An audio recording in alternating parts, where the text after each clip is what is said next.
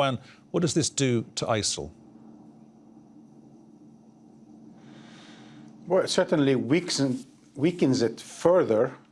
It has already been weakened over the last 2 years, 3 years, with sustained American, Western, and regional offensive against its infrastructure over those large swaths of lands in Iraq and Syria. And with the killing of its leaders, one of its more potent leaders, I must add, certainly the Islamic State as we've known it no longer exists. Probably a new, more like Islamic State 2.0 is already emerging, of course, out of the destruction of its caliphate. And that is one, as your report mentioned earlier, will probably look more on the model of al-Qaeda than on the model of a caliphate where it just takes control of a piece of land and declares a regime. I think we're going to see more of an Islamic State that is, as they say in security studies, segmented, polycentric, ideologically networked groups, meaning they will be separate, they will be diverse, they will be geographically in different areas, urban and non-urban, and they will simply declare themselves to be that group. They don't have to be hierarchically answering to someone in a specific place. They could be, they're doing their own business, but they will be calling themselves, branding themselves as Islamic State, very much as we've seen al-Qaeda do over the last 20 years. Which I guess would allow ISIL, if and when they make a resurgence, if and when, big if, of course, that would allow them to carry on with their so-called war of attrition, because they're on record as saying that's what we will do.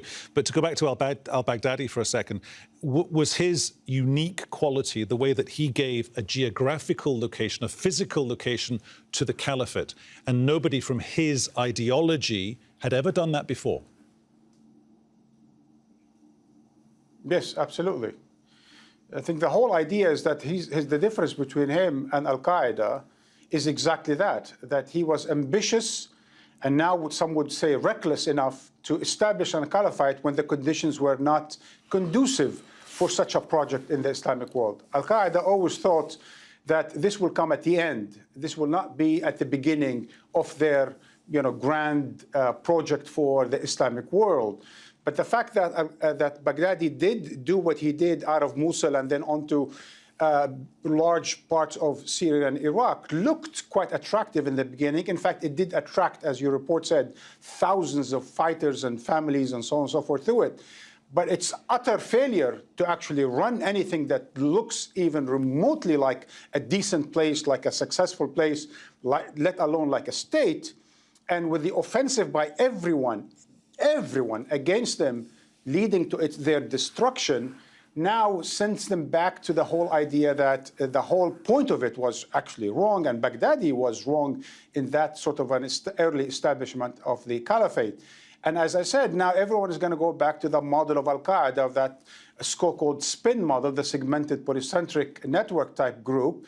And I think that will be also dangerous, perhaps even more dangerous than what we've seen from the Islamic State. Although I must emphasize those millions who suffered from the Islamic State in Iraq, Syria, and other parts of the Middle East, of course, are now relieved by the death of Baghdadi. Unfortunately, and while we spoke a lot, and the United States administration speaks a lot about ideology, in fact, the root causes in the region are just as important, perhaps I would say more important than the aspects of ideology, because al-Qaeda and the Islamic State were born out of the destruction and war in Afghanistan, Iraq, and Syria, later on Yemen and other places. So the root causes, the foreign invasions and occupation, the sectarianism, the Russian-sponsored al-Assad regime, the Maliki-sponsored regime by the United States, and those sorts of horrific circumstances from Afghanistan to Syria through Iraq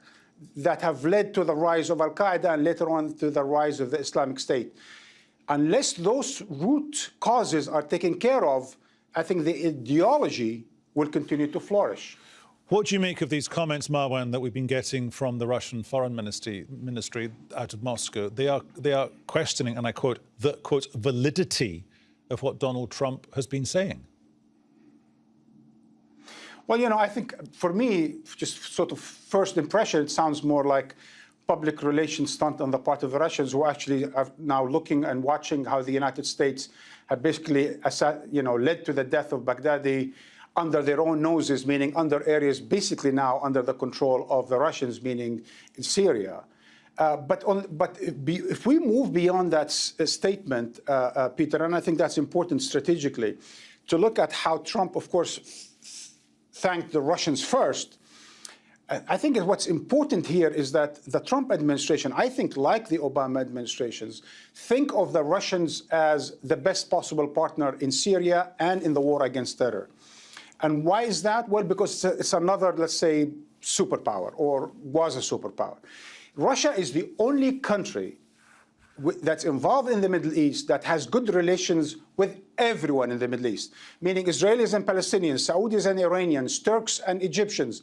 It's only Putin, it's only Russia that has good relations with everyone and is getting more and more involved.